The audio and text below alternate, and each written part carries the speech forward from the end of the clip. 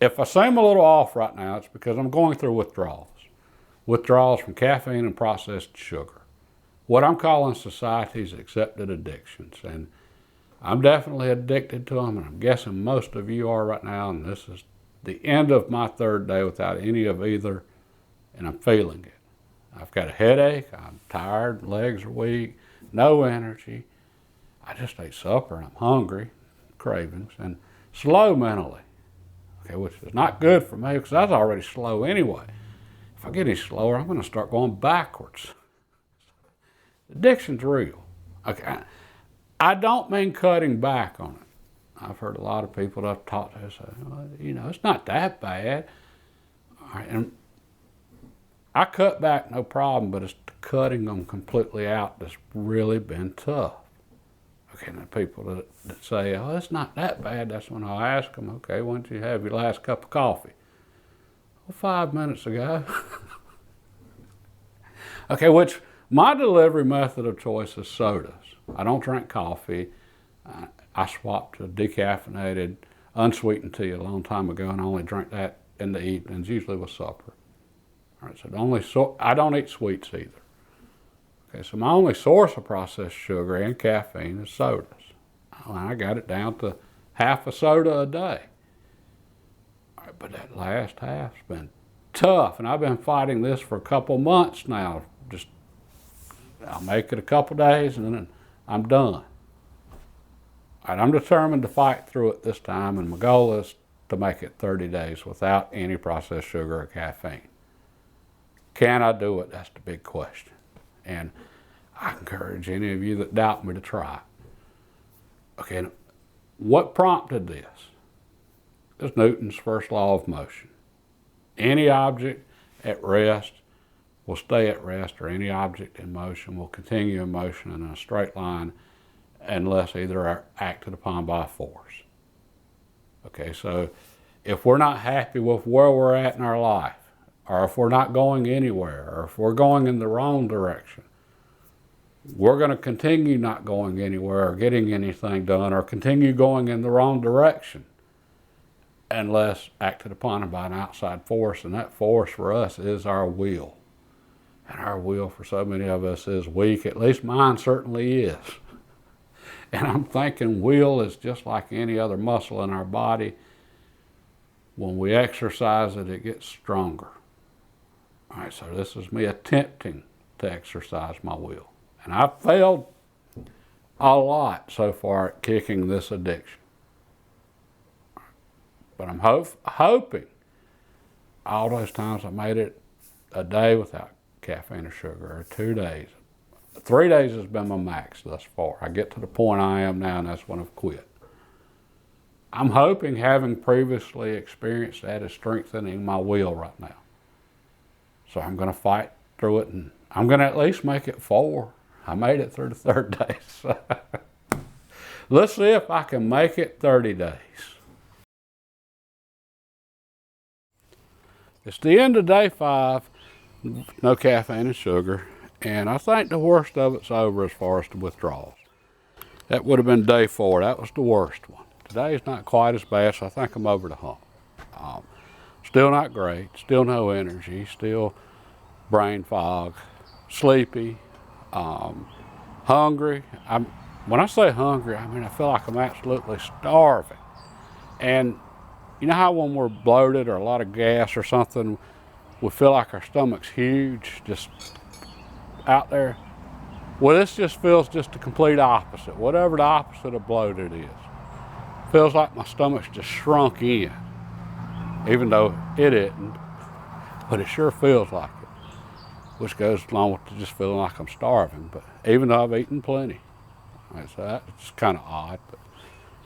All right, but this did give me a little insight, I think, into addiction, why it's so difficult to get off some of the drugs now, forgetting just the drugs themselves, how addictive so many of the drugs out there are now.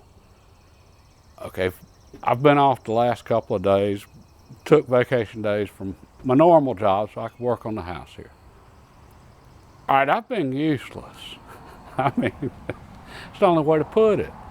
All right, Well, that's because I've been going through withdrawals. I mean, it's tough when you don't have any energy, you feel like you're starving, you got a headache, you're brain fog.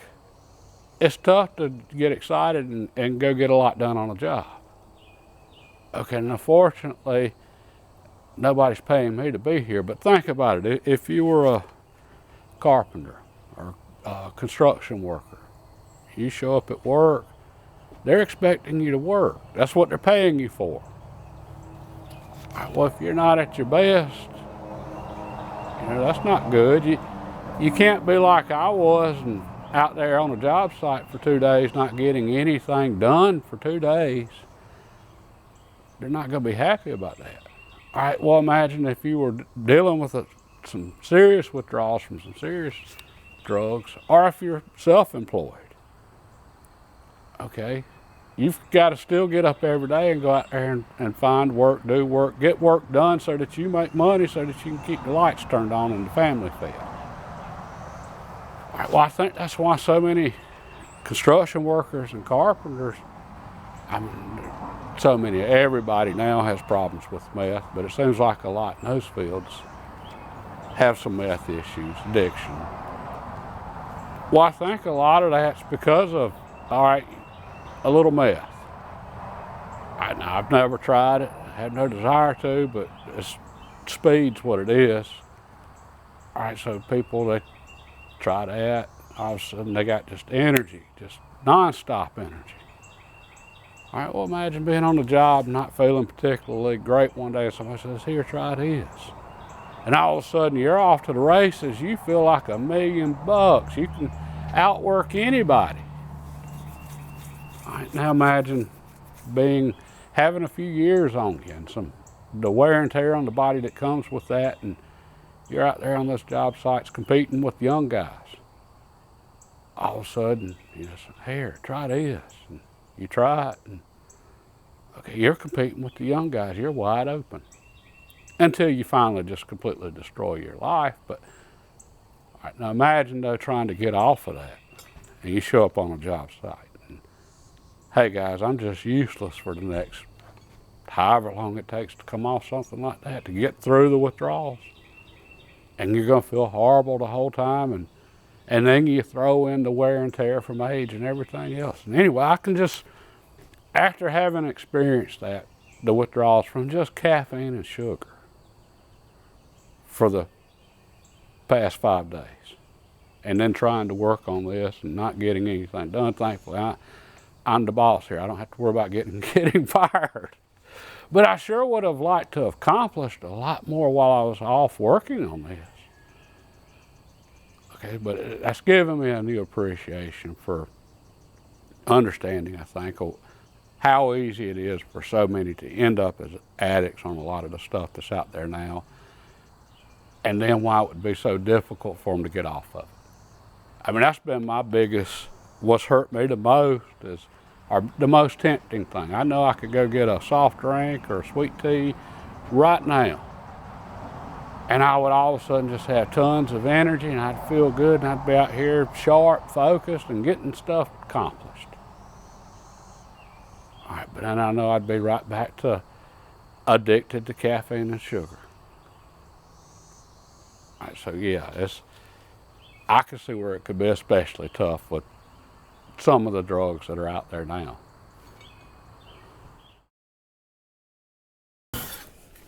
Okay, 7 days with no sugar and no caffeine. And I'm finally starting to get my energy back. Thankfully, I've needed it. Okay, the mornings I feel better than I felt in a long time.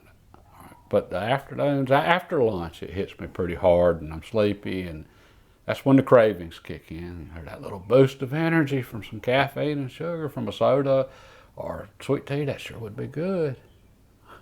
But that goes away in about 30, 40 minutes, and then I'm okay after that. All right, and the headaches have eased up. The headaches are gone, the caffeine withdrawal headaches, but I've noticed my allergies, sinus headaches are worse. Spring fever, which I've always heard caffeine constricts blood vessels and helps with sinus headaches. I believe there might be something to that. All right, but I know in a couple of weeks when the pollen's not as bad, my sinus headaches won't be as bad. So it's nothing that's unbearable. Okay, and something that just occurred to me though, having gone a full week now with no caffeine or sugar, this is probably the first time I've gone a full week without caffeine or sugar since I was a little kid. So well over 40 years. And I suspect I'm not the only one. Okay, and for me, growing up, I'm in the southern U.S., we had sweet tea in the refrigerator all the time. Okay, besides it having that little pick-me-up from caffeine and sugar and it tasting great and going great with meals, it's cheap to make. That's a big reason it's always so popular here. Just take some tea bags, boil them in water, pour up your tea, add water and sugar to it, and you're good. Put it in the refrigerator, you got a gallon of something really great to drink with that little pick-me-up. Now, we didn't drink many sodas or soft drinks when I was young. But when I went to work, okay, after high school, construction, on the way to a job site, we're going to stop by whatever country store we pass and we're going to get soft drinks or coffee, whatever anybody drunk, or both for some people. Okay, and then going to work in factories. All right, especially the off shifts, second and third. I worked second for a lot of years and some third. And yeah, I drank a lot of sodas during that time, along with everybody else. Okay, that's just standard on the off shifts in a factory. And first shift, first thing in the morning, everybody's drinking coffee and or sodas. All right, so it's a cultural thing. We almost all consume a lot of caffeine and a lot of sugar. All right, but what made me want to try this cutting them out? I had gotten where I was just tired all the time, no energy. Okay, and I would drink a soda or a soft drink, sweet tea, and I still didn't have any energy. Okay, well, I thought about back when I was young, or just looking at little kids now, you give them something with sugar in it, or give them a soft drink with some caffeine too, and they're all over the place running around, just bouncing off the walls with so much energy. Well, I realized that's the way I was when I was young also. But I'm not that way anymore. And I had consumed so much caffeine and sugar over the years that state of all that energy had become the normal. Okay, which that's why it was so tough. That's why the withdrawals were so bad when I cut out the caffeine and sugar finally.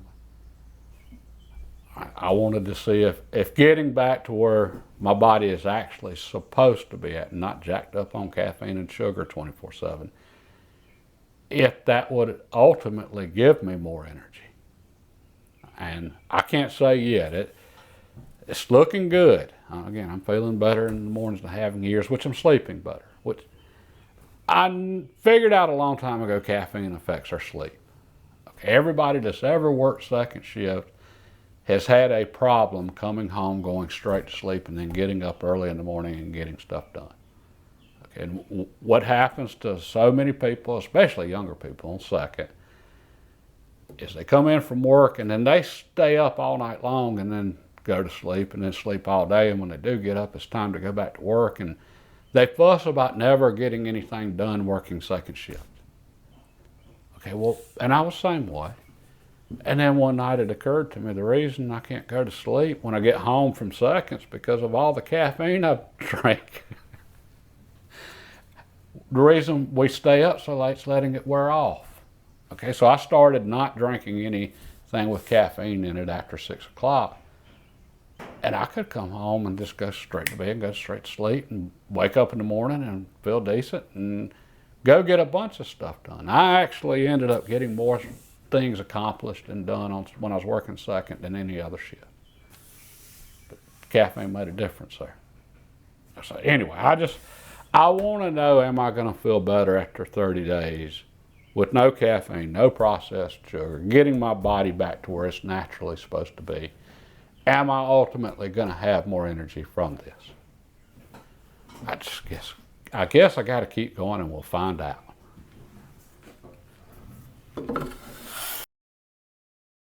Okay, I made it. I didn't think I would, but I did. 30 days, no caffeine, no sugar. And I actually did updates at week 2 and week 3, but then the footage got corrupted, lost it, and well, I can't exactly go back and redo it now, can I? But week 2, I thought I was over the hump after the first 7 days, and I was also very much mistaken. Week 2 was tough. Okay, I started waking up at 3 and 4 in the morning, and I just couldn't go back to sleep, and then my alarm clock would go off at 5:30. I had to go to work, and I was just exhausted from lack of sleep that whole week. And it was tempting. I could just go get that caffeinated sugar water and have energy and make it through the day. And I made it through the week. It was tough. All right, week 3, things started getting better. The brain fog started lifting. I started getting energy back, started feeling better. Had a couple bad days, but it was way better. Okay, and right now I feel great. I feel better than I felt in a long time. I've got more energy than I've had in a long time. And I'm so glad I did this, cutting out the caffeine and sugar. I'm never going back to it. I mean, it's just made that much of a difference. And it isn't just I feel so much better physically. It's I feel better spiritually. I feel better about myself. Okay. And for me, I don't buy things on Sunday, or I try really hard not to. And I'm not going to get into the Sabbath versus Sunday. I do remember the Sabbath, which is actually on Saturday. It starts Friday evening and goes to Saturday evening. But for all practical purposes, Sunday has become our 7th day. Right? Ask anybody, what's the first day of the week? 9 out of 10 people are going to say Monday. But it's not. Look on the calendar. Sunday's the first day of the week, and it has been for a really long time. Okay, so, and we'll get into that one later, Sabbath versus Sunday. But I try not to buy things on Sunday because the Bible tells us on the 7th day to rest, and for our servants to rest also. Okay, well, when we buy things, when we go to a store, a restaurant, and so forth, those people are serving us. That's why it's called the service industry. All right, so I'm making them have to work instead of rest by buying things, because the store's going to be open if we want to buy stuff. Now, just me, myself, not buying things isn't going to change a thing, because everybody else is just going to go buy stuff, but I can't worry about what everybody else does. All I can control is what I do. Okay, now with that said, if I didn't have any caffeine on Sunday, I would go buy a soda. All right. It was an addiction. Okay, now I wasn't knocking over banks and stealing purses from little old ladies to cover my addiction like people on meth and heroin and stuff like that do, but it was still an addiction. And it made me weaker spiritually. Okay. I don't ever want to go back to that either. All right, so a big part of when I decided, okay, is I need to cut out the caffeine and sugar. It was for the health reasons, but it was also for, I don't want to be addicted to anything. All right, that's causing me to go against my values, and that's Now, for some of you have a lot stronger will, and cutting out caffeine and sugar would be a snap for you. You wouldn't think twice about it. But for me, it's tough, but I'm glad it did it. And I encourage any of you that are thinking about it, do it also. And if you're curious as to just how addictive it is, Great Depression.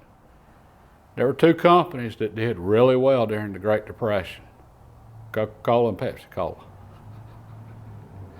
They had a product that was addictive. It'd give you that little quick burst of energy that so many of us are so often looking for. And sadly today, instead of more people not drinking caffeine and sugar, they're drinking more caffeine and sugar with all the energy drinks and stuff. But again, I can't control what other people do. All I can control is what I do, and I'm glad I did this. And would highly encourage any of you to do the same. For me, it was absolutely well worth it. Now, to celebrate. Okay, this is not sugar and it's not caffeine. And I've not had a carbonated drink since I did this, and it's actually 32 days ago now. Mrs. River put this in the refrigerator for me right after I started it. She said, "You're going to be wanting this one when you're done." This is ginger ale, and it's sweetened with stevia.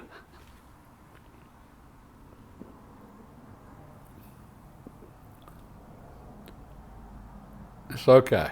It isn't as good as I thought it was going to be, but it's still okay. I don't plan on turning this into a habit either, though. And with the sweeteners, this isn't an artificial sweetener. Stevia is a plant extract, so it's natural. But I still think that the artificial sweeteners, the concentrated plant extracts, I think all of that's bad for us. So no, this is absolutely not going to become a habit either. But once in a blue moon, I think it'll be okay. God bless and have a great day.